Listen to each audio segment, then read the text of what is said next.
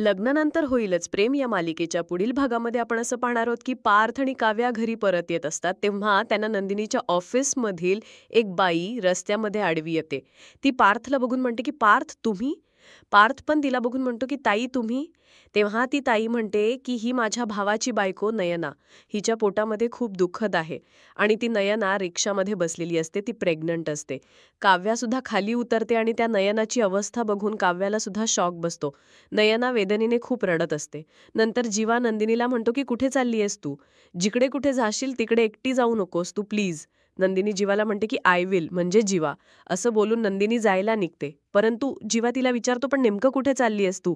नंदिनी दीपकला भेटायला जेलमध्ये येते. नंदिनीला बघून दीपक सुद्धा शॉक होतो.